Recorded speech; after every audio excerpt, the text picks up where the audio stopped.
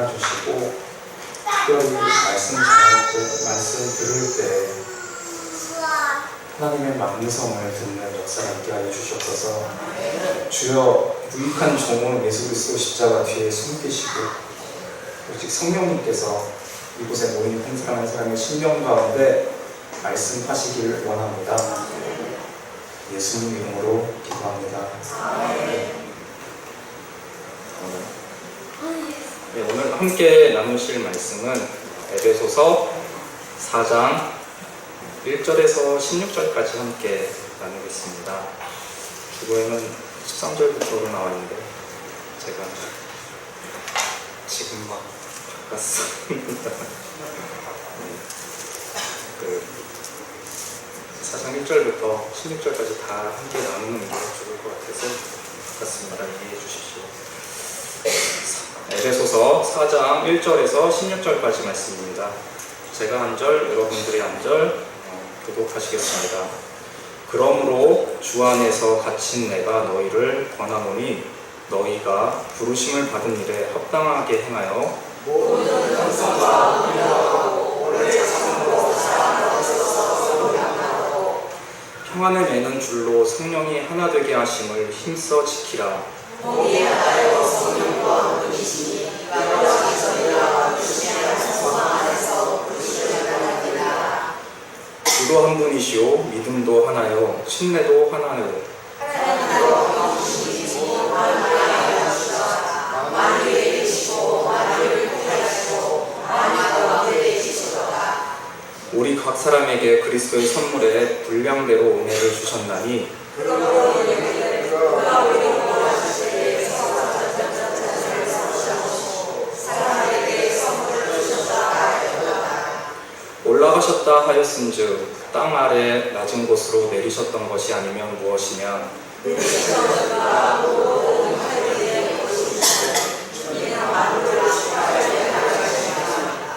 그가 어떤 사람은 사도로 어떤 사람은 선지자로 어떤 사람은 복음 전하는 자로 어떤 사람은 목사와 교사로 삼으셨으니 이는 성도를 온전하게 하여 용사에게 하여 그리스도의 본체를 하시니라. 우리가 다 하나님의 아들을 믿는 것과 아는 일에 하나가 되어 온전한 사람을 이루어 그리스도의 장성한 분량이 충만한 데까지 이르리니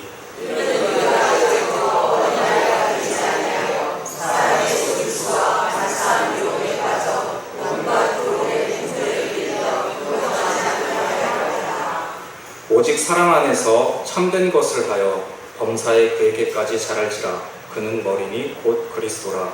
그에게서 온 몸이 각 마디를 통하여 도움을 받음으로 연결되고 결합되어 각 지체에 분량대로 역사하여 그 몸을 자라게 하며 사랑 안에서 스스로 세우느니라. 아멘.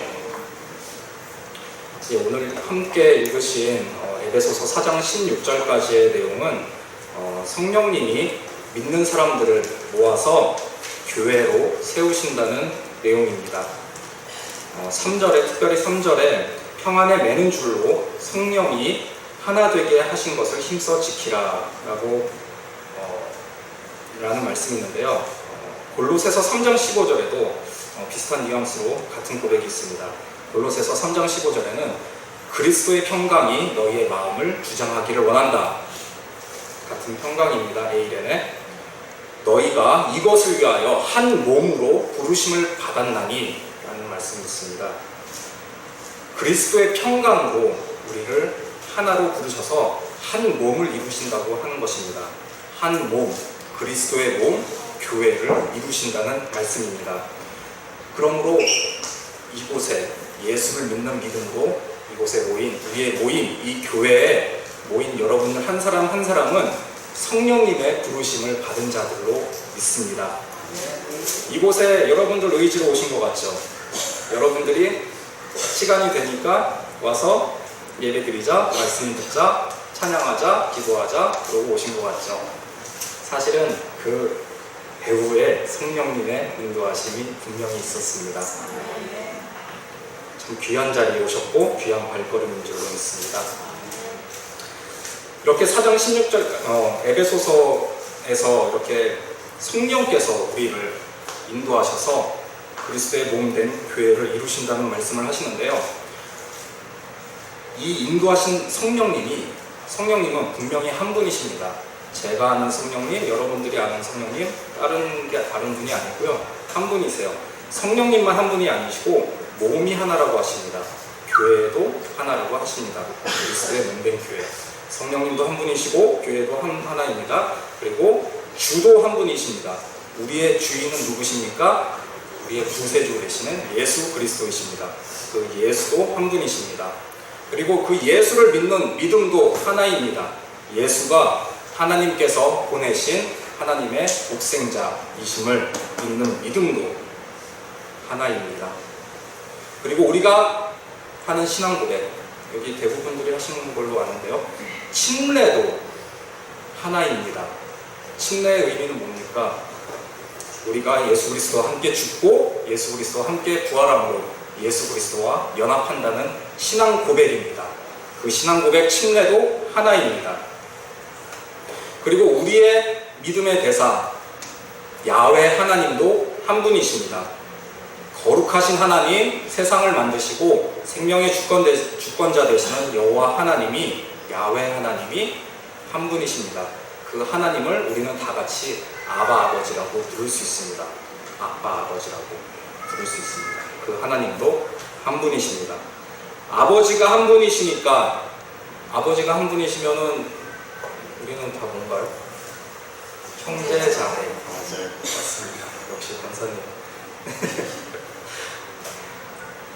그렇게 한 몸으로, 한 주님으로, 한 믿음으로, 한 침례로, 한 믿음으로 한 분 성령님께서 부르셨습니다. 하나의 교회로. 이 그리스도의 몸된 교회, 이 찬양교회는 하나입니다. 아멘이 없으십니까? 하나라고 하니까 찬양교회가 그 강동구 여기 성내동 찬양교회 말고 또 저쪽에 다른 찬양교회 아니고 말고 우리 찬양교회 하나밖에 없어요. 그 얘기가 아니라 우리는 하나라는 겁니다. 우리는 하나입니다. 한 가족이고 하나입니다. 모든 것이 하나입니다. 이렇게 우리 한 몸으로 부르신 분은 바로 성령님이시고 그 성령 하나님이 우리를 교회로 부르셨다고 말씀하고 계시는 겁니다. 근데 그 성령님이 우리를 인도하신 그 성령님을 보내주신 이는, 성령님을 선물로 보내주신 이는 바로 내려오셨다가 올라가신 예수 그리스도라고 고백하고 있습니다. 내려가 오셨다가 올라가셨으니 내리셨던 그가 곧 모든 하늘 위에 오르신 자 이는 만물을 충만하게 하려 하심이라.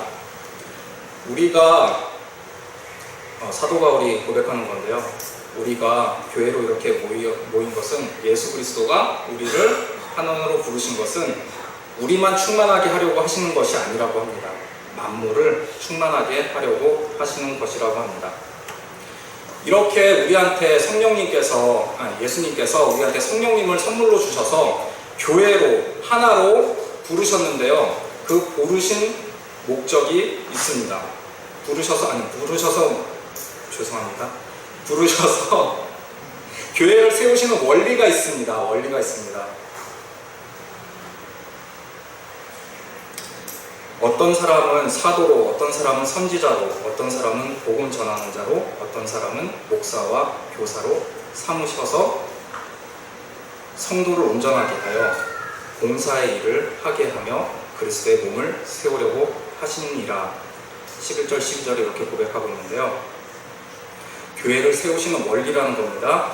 어떤 사람, 여기에 모인 사람 한 사람을 누구 하나 빼지 않고 성령님을 주셔서 어떤 사람은 사도로 부르셨고, 어떤 사람은 선지자로 삼으셨고, 어떤 사람은 복음 전하는 자로 삼으셨고, 어떤 사람은 목사로 삼으셨고, 어떤 사람은 교사로 삼으셨습니다.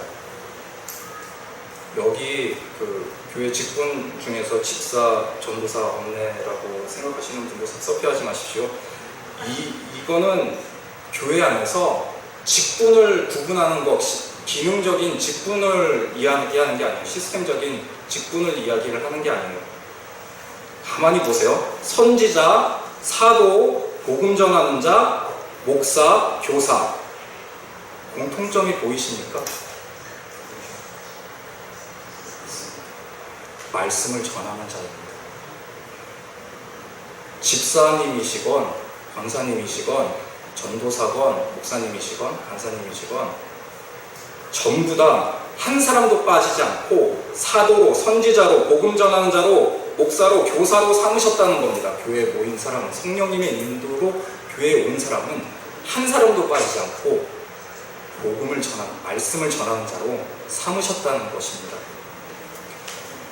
말씀을 전하는 자들로 모이게 하는 것이 교회를, 성령님께서 교회를 세우시는 원리입니다. 교회를 세우시는 원리, 말씀을 나누는 것입니다. 자, 교회를 세우시는 원리는 그럼 알았어요. 우리가 말씀을, 성령님의 인도로 교회에 나와서 말씀을 듣고, 말씀을 읽고, 말씀을 묵상하고 받은 은혜를 나누는 거예요. 다른 사람들과 나누는 거예요. 때를 얻든지 못 얻든지 우리 안에서도 나누고 밖으로도 나누는 겁니다. 밖에 이웃들에게도, 예수를 믿지 못하는 이웃들에게도 복음을, 말씀을 전하는 거예요. 그게 우리의 사명이에요. 그게 교회를 세워가는 성령님의 원리라는 거예요. 성령님의 교회를 세우시는 원리는 그럼 알았는데, 그럼 이 교회를 세워서 어쩌겠다라는 것입니까?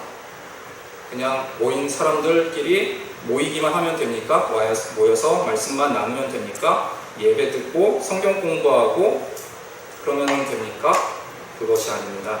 13절부터 16절까지의 말씀에서 교회를 세우신 목적을 밝히고 계십니다. 에베소서 이 13절부터 16절까지 말씀을 조금 이해를 하려면 에베소서의 배경을 조금 이해를, 배경 지식을 좀 가지면 도움이 많이 되는데요.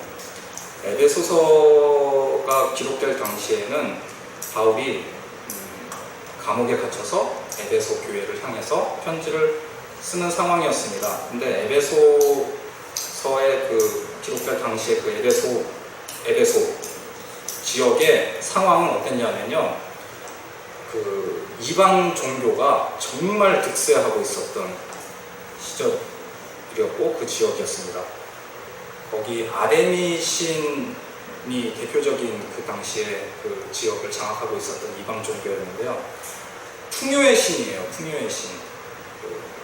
인터넷에서 찾아보시면 이렇게 보실 수도 있는데, 석상이 아데미 신이 석상이 있는데 사람의 형상을 가지고 있어요. 사람의 형상을 가지고 있는데, 이렇게 오해하지 마십시오. 젖가슴이 진짜 셀 수 없이 무수하게 달려 있어요. 풍요의 신이라고 그렇게 만들어 놓은 것 같아요. 그 우상을 섬긴 거예요. 근데 이제 얼핏 봤을 때는 젖가슴인데, 얼마 전에 아니라 작년에 저희 교수님 중에 한 분이 그 아데미 신상의 정체를 얘기하시면서 그게 젖가슴이 아니라 사실은 소고안이라고 그러더라고요. 그러니까 풍요의 신이라고 만들어 놓고선, 우상을 만들어 놓고선 섬기는 게 그렇게 흉측한 모습이었던 겁니다. 얼굴은 되게 이쁘게 되어 있어요. 근데 몸은 그런 신을 섬기던 그 에베소였어요. 그리고 또 그 에베소 지역 자체가 항구 도시여가지고 무역 도시였어요. 그래서 무역 도시면은 상업이 굉장히 활발했겠죠. 그러면 돈이 많이 오고 가고 물질적으로 풍요를 굉장히 많이 누리던, 그러니까 물질과 이방신, 우상에 젖어 있는 그런 곳이었어요. 그곳에 있는 교회를 향해서 사도 바울이 편지를 한 겁니다. 그래서 13절에 보면은 우리가 14절을 보면은 이는 우리가 이제부터 어린아이가 되지 아니하여 사람의 속임수와 간사한 유혹에 빠져 온갖 교훈의 풍조에 밀려 요동하지 않게 하려 함이라. 이것이 교회를 세운 목적입니다. 사도 바울이 말하는, 당시에 풍요의 신 아데미를 섬기는 그 엄청난 그 컬트, 그걸 뭐라 그러지? 갑자기 생각이 안 나는데,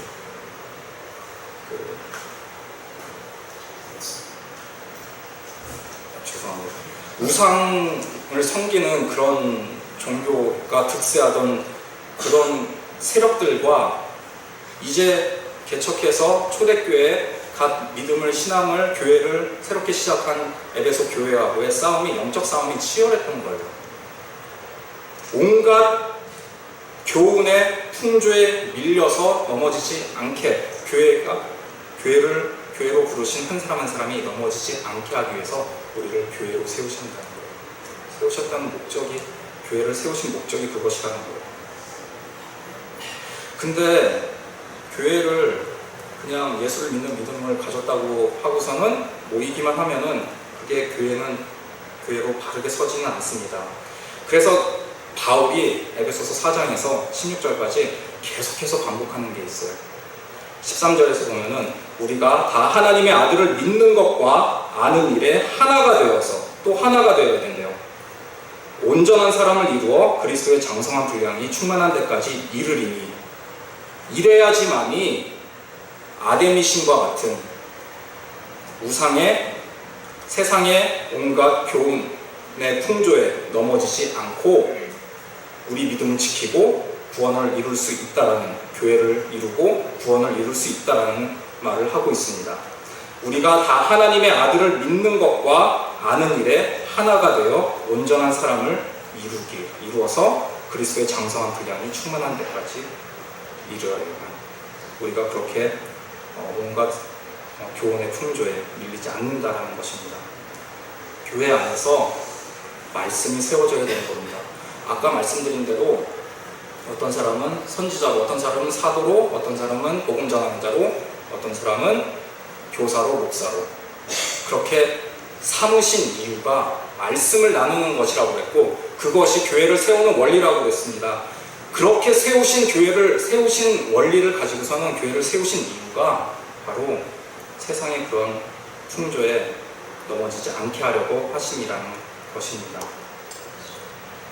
그것을 위해서, 그것이 말씀을 그렇게 배우는 것이, 공부하는 것이, 익히는 것이 바로 하나님의 아들 예수를 믿는 것과 아는 일입니다. 그것을 위해서 우리가 하나 되어야 된다고 합니다. 아까 우리는 교회는 한 몸이라고 했습니다. 하나입니다. 근데 여기서 또 하나가 나옵니다. 아들을 믿는 것, 하나님의 아들을, 예수를 믿는 것과 아는 일에 하나가 되어야 됩니다. 여기서 하나는 우리가 다 같이 모여서 하나를 믿는다가 아니라 우리가 가진 신앙이 하나여야만 한다는 겁니다. 우리가 나누는 말씀이 하나여야만 한다는 겁니다. 왜냐하면은 그 당시에 영적인 싸움으로 헛된 교훈들이, 세상의 온갖 교훈의 풍조들이 교회를 슬그머니 틈타왔기 때문입니다. 그런 현상은 오늘날도 계속되고 있는 것 같습니다. 그리고 요즘 이단들 설치는 건 제가 따로 말씀 안 드려도 될 텐데요. 지역교회만 그런 게 아니고 신천지, JMS, 구원파 같은 애들이, 그런 사람들이 신학교도 그냥 우습게 보고 막 덤벼요. 신학교 안에도 구원파, JMS, 신천지에 속해 있는 사람, 학생들이 들어와서 이렇게 학생들 꼬시고 그래요. 그러다가 걸리면 이제 제적당하고, 제약당하고, 퇴학당하고, 법적 싸움까지도 나가고 그렇게 괴롭히기도 하는데, 학교뿐만 아니라 제가 학교 다니면서 이렇게 경험하는 건데, 담임 목사님 예전에 학교에서 어렵게 생활하실 때 많이 애용하셨던, 잠자리로 애용하셨던 그 주성천 교회라는 곳이 있어요. 학교에서 한 3분 거리 떨어져 있는 교회인데, 건물도 크고 규모도 꽤 있는 교회였어요. 그 성도수도 꽤 많았던 걸로 아는데, 저도 예전에 학교 다닐 때 거기 가가지고 과제 때문에 갔는데 밤 새도록 기도하시는 그 장로님도 계시고 그러더라고요. 기도하고 그러는 교회였는데, 그 교회가 한 4년 전, 5년 전에 그 신천지로 넘어갔어요. 신천지로 넘어가가지고 지금은 주성천 교회였는데 주자 빼고 성천문화원이라는 이름으로 그냥 그 신천지 소굴이 되었더라고요. 그 앞에 지나가면은 막 너무 가슴이 아파요. 그리스도의 몸된 교회가 이렇게 넘어가가지고 건물도 정리를 안 해가지고 막 이상하게 때에 이렇게 쳐져 있고 막 지저분하고 거기 흉물이 되어가고 있는데, 거기에서 끝난 게 아니고 최근에는 침신대 사거리라는 데가 있는데 그 한 귀퉁이에 그 건물 그 식당들로 꽉 차 있던 4층, 5층 건물이 있었는데 거기를 통째로 사가지고 JMS에서 통째로 사가지고 막 이단 종교를 다시 교회를 시작하고 있다고 합니다. 뿐만 아닙니다. 그 학교 앞에서도 그 1인 피켓 들고서는 1인 시위하는데 신천지 애들이 기성교회하고 그 신내신학대학교 이제 비관하는 걸 이렇게 쓰고서는 이제 피켓 들고서는 1인 시위하고서 마스크 쓰고서는 이렇게 하고 있어요. 근데 이제 잘 모르는 애들이 가다가 이러시면 안 돼요 뭐 이렇게 제재를 하면은 시비가 붙어요. 시비가 붙으면 저쪽에서 지켜보고 있던 그 신천지 동료가 와가지고 사진 찍고 녹음하고 그래가지고 막 고소하고 막 그래요. 그 지금 이단들이 지역교회에 들어와가지고 막 넘어뜨리고 교회 넘어뜨리고 그러는 거 너무나도 많습니다.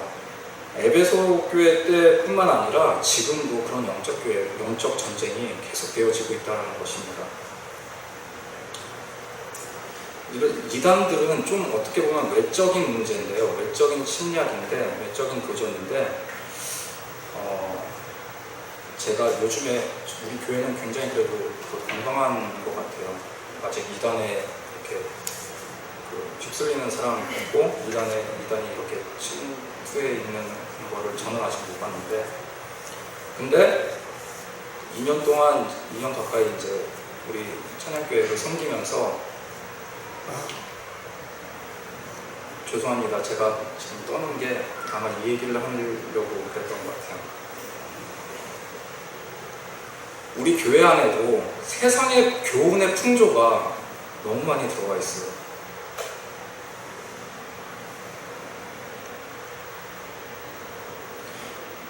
교회는 말씀에 근거해서 하나님의 방법으로 이래야 되는 곳입니다. 그래야 서는 거예요. 바울이 지금 그 얘기를 하고 있는 거예요. 근데 저희 유초동부만 해도 그래요. 자꾸 다른 사람 얘기가 아니라 저도 자꾸 아이들한테 말씀을 전하는 데 있어서 정말 하나님의 말씀 그 자체만 전해도 아이들은 충분히 받아들이고 생명력을 얻어요. 근데 그거를 믿지를 못하고 말씀의 능력을 믿지를 못하고 성령님께서 역사하실 것을 기대하기는 것보다 어떻게 하면은 아이들한테 교훈을 줄 수 있을까? 내가 가진 철학을 아이들한테 심어줄 수 있을까? 그런 헛된 구상을 하고 있는 거를 자꾸 봐요, 자꾸.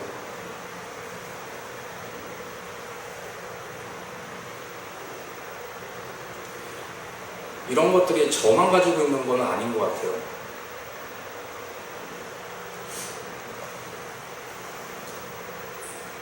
교회는 말씀으로 서야 되는 곳입니다. 오직 말씀으로만 서야 되는 곳입니다.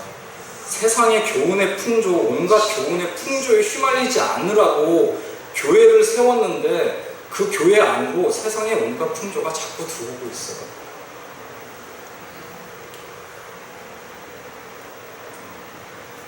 우리 교회에 보다는 제가 먼저 경험했던 다른 교회 얘기하는 게 마음이 조금 편할 것 같아서, 예전에 제가 사역했던 교회 어떤 식이냐면요, 어떤 거냐면 예전에 사역했던 교회에 영어 예배를 담당했었어요. 영어 예배인데 영어를 잘하는 사람들, 한국말보다 영어가 더 편한 사람들을 대상으로 하는 게 아니고, 영어는 배워본 적이 없는 유치부, 유초등부 아이들을 대상으로 영어 예배를 만들었더라고요. 그러고선 거기에 이제 교육자를 뽑은 거예요. 근데 거기에 지원해서 이제 갔죠. 가서 2년 동안 섬겼는데, 사실 어른들의 욕심이죠. 어차피 예배 드리는 거 그 시간에 영어 좀 같이 배우면 안 될까요? 어른들의 욕심이에요, 욕심. 2년 동안 앞에서 진짜 영어로 뭐 뮤지컬 하고 앞에서 춤추고 노래하고 온갖 거 다 해봤어요. 무슨 교재도 그림에 영어 조금씩 있는 그런 걸로 해서 막 아이들이 영어를 배우는 것도 못 배우는 것도 못 배우는 거지만은 애들이 죽어요. 그 어린 마음에 어린 마음밭에 한창 말씀을 듣고 정말 말씀이 들어가기만 하면은 씨가 너무 마음밭이 좋아서 받아들이고 성장하고 생명력을 가르칠 수 있는 그런 나이인데 그 나이 때 어른들의 욕심으로 영어 예배를 만들어가지고 하는데 아이들 매주 그 300석 규모의 그 공연장 같이 생긴 예배실이었어요. 거기에 이제 유치부, 유초등부 합쳐서 한 280명 이렇게 가득 채워서 하는데 애들 다 하나 같아요. 누구 하나 이렇게 말씀에 은혜 받고 말씀을 받아들이고 말씀 성경 이야기를 이해하고 그런 게 하나도 없고 다 뒤로 자빠져가지고 앞에 의자에 발 올려놓고 있는 녀석도 있고 1년을 그렇게 하고서는 도저히 안 되겠으니까 결국은 한국어 예배를 만들었어요. 그래서 한국어 예배를 만들어서 처음에 이제 24명부터 시작을 했어요.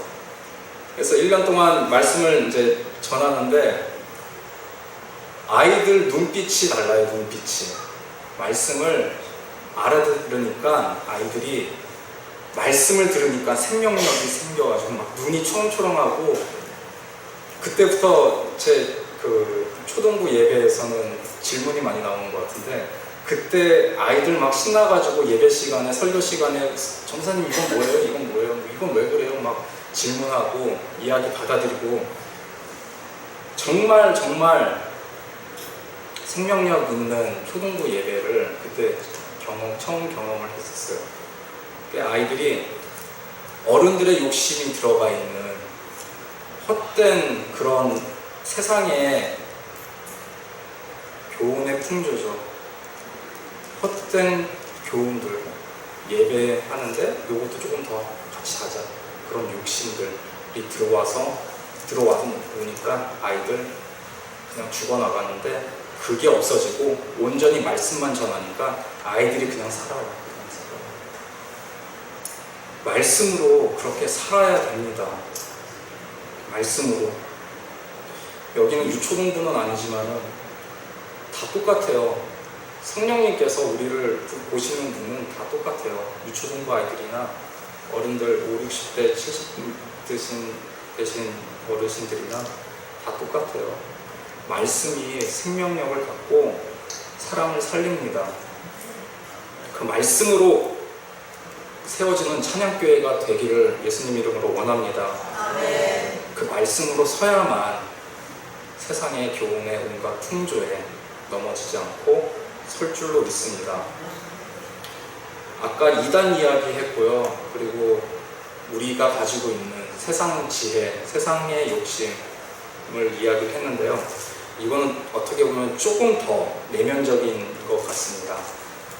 뭐냐면요. 우리가 핍박이 없으니까 너무 안락한 삶 가운데 있으니까 말씀하고 멀어지고 말씀하고 멀어지니까 넘어지는 것 같습니다. 이건 제 고백입니다. 요즘에 제가 살기가 편한 것 같습니다. 물질적으로 풍요롭고 그렇지는 않은데요. 가난합니다. 이 중에서 아마 제가 제일 수입도 적을 거고 아마 가난할 거예요. 근데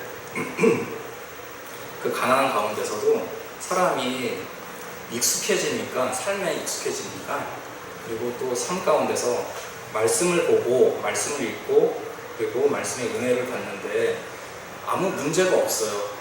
그냥 학교 가도 신학교니까 말씀이고 일하는 곳 교회에 와도 역시 교회에서도 말씀 듣고 말씀으로 은혜 받고 그러다 보니까 제 안에서 나태함이 생기는 것 같습니다. 근데 돌이켜보면은 저 처음 예수님 만났을 때, 예수님 믿었을 때 그때 정말 한국교회에 그 부흥의 바람이 불고 있었을 때였던 것 같습니다. 한 30년 전인데요. 우리 한국교회가 추억하기로는 한 3, 40년 전이 그 가장 교회가 부흥하고 성령의 바람을 제대로 경험하던 복음의 시대 아니었습니까? 그때는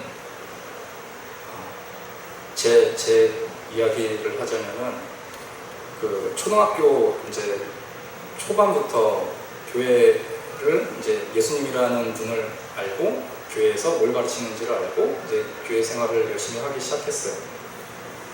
근데 그때는 편안하게 신앙생활을 했던 건 아니고요. 저희 아버지가 정말 핍박을 많이 하셨어요. 박해를 그런 박해가 이 중에 경험하셨는지 모르겠는데 저희 아버지 친가는 가톨릭이고요. 저희 어머니는 이제 이 강남으로 80년대 초에 이사 오셔가지고 처음 교회를 다니면서 이제 신앙을 가지신 거예요. 이제 어머니 따라서 이제 교회를 다니다가 보니까 저도 예수님을 만났고요. 그러다 보니까 가톨릭, 시어머니가 가톨릭인데 시댁이 가톨릭인데 어디 개신교 교회를 다니냐고 못 다니게 한 거예요, 아버지가. 그러니까 저희도 교회 나가지 말라고. 근데 교회 나가지 말라고 말하라 이렇게 좋게 말씀하신 게 아니고 엄청 맞았어요. 정말 스릴 넘치는 신앙생활이었는데요. 교회 나간 거 들키면은 맞고 집에서 이제 성경책이라도 한 권 잘 꽁꽁 숨겨놔야 되는데 어쩌다가 툭 튀어나와가지고 발견된 적이 있는데 아버지가 너희들 아빠 말 안 듣고 예수쟁이가 돼가지고 저희 아버지는 가톨릭 신자 열심히도 아니었어요. 예수쟁이라고 그러셨어요. 되게 추억이 있는 그 말 아닙니까? 예수쟁이. 옛날에는 듣기 싫었는데 지금은 너무 좋아요. 예수에 미친 사람. 예수쟁이들 너희들 책 볼 필요 없어. 아파트였는데요. 진달래 아파트. 지금은 재건축했는데 진달래 아파트 아시는지 몰라요. 진달래 아파트였는데 그 마루에다가 성경책 다 모아놓고 너희들 책 다 모아놓고서는 불을 지르셨어요.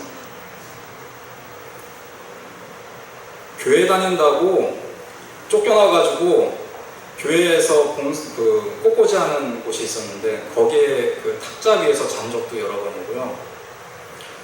근데 그렇게 핍박을 당하면서도 이상하게 정말 지금도 이해가 안 돼요. 왜 그렇게 아버지 그렇게 무서우면서도 교회 그렇게 끊이지 않고 다니고 성경 그렇게 열심히는 아니어도 읽으려고 노력하고 기도하기 힘들었지만 그래도 기도하려고 애썼는지 이해가 안 돼요. 기도 얘기하면은 또 얘기할 게 있는데 그때는 얼마나 열심히 했냐면요. 저희 집 진달래가 여기 있으면은 저희 도곡국민학교 나왔어요. 도곡국민학교가 여기 있고 교회가 여기 있어요. 집에서 학교까지 거리하고 학교에서 교회까지 거리하고 같아요. 근데 완전히 정반대예요. 버스로 두 정거장 다 하면 4정거장 정도 되는데 학교 끝나면은 초등학교 초기부터 그랬던 것 같아요. 학교 끝나면은 곧장 교회 가가지고 기도하고서는 다시 4정거장 버스 표 안 주셨어요. 저희 어머니. 걸어가지고 기도하고 4정거장 걸어와서 집에 왔어요. 왜 그랬는지 진짜 이해가 안 돼요. 지금도 이해가 안 돼요. 근데 그래야만 하는 것 같았어요. 그게 의무감이 아니라 엄마가 시켜서가 아니라 그냥 그렇게 인도하셨던 것 같아요.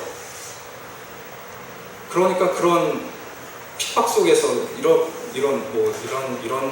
모양이지만은 전도사를 만드시려고 그렇게 핍박 가운데서도 이렇게 그 신앙을 갖게 하셨던 것 같습니다. 우리를 예수를 믿는 믿음으로 모인 이 교회로부터 멀어지게 하고 이 교회가 넘어지게 하려는 세력은 이단도 있고요.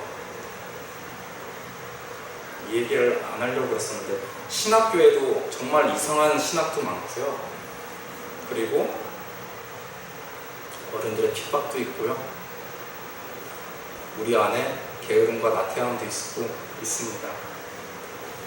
그런 것들로 휩쓸려서 넘어지지 말라고 우리를 교회로 세우셨어요. 우리를 교회로 세우셨는데 말씀 위에 교회로 세우셨어요. 그냥 모이기만 해서 교회라고 할 수는 없고요. 말씀 위에 서야지 그런 세상의 온갖 교훈의 풍조에 넘어지지 않는 교회가 됩니다. 아까 말씀드렸지만은 우리 모두는 사도로, 선지자로, 교사로, 복음 전하는 자로, 목사로 삼으셨습니다. 성령님이 삼으셨어요. 우리가 교회 안에서 여러 가지로 섬깁니다. 설거지 하시는 분도 계시고요. 밥 하시는 분도 계시고, 청소하는 분도 계시고, 여러 가지로 섬기십니다. 그런 봉사도 귀합니다. 너무 귀합니다. 그런 거 없으면은 우리 누가 모이기도 참 힘들 거예요. 근데 그런 봉사조차도 말씀이 없으면은 안 돼요. 말씀이 없으면은 지칩니다. 넘어집니다. 금방 상처 입어요. 교회 나오는 목적은 말씀을 듣고 말씀을 나누기 위함입니다. 그것 없이 그냥 봉사만 하시면 안 돼요. 정말 달아 넘어집니다. 그렇다고 말씀만 듣고서는 먹고서는 가시는 것도 안 돼요. 말씀을 받아 먹으셨으면은 목사님을 통해서 그 팀 리더들을 통해서 말씀을 먹으셨으면은 받으셨으면은 나누셔야 돼요. 반드시 나누셔야 돼요. 그 나눔에 우리를 성장하게 하는 원리가 있습니다. 능력이 있습니다.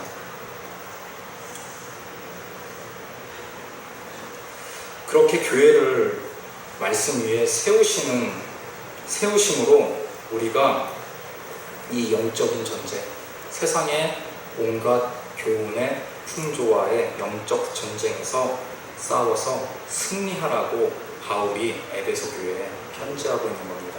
우리에게 오늘 이 시간 편지하고 있는 것입니다. 이 영적 전쟁은 진짜 전쟁이에요. 전쟁. 그래서 에베소서 6장에서는 하나님의 전신갑주를 입으라고 바울이 당부하기도 합니다. 그리고 16절에서 마지막으로 16절에서 바울이 우리의 정체성을 알려줍니다. 교회로 모인 우리는 군사입니다. 16절 함께 보겠습니다.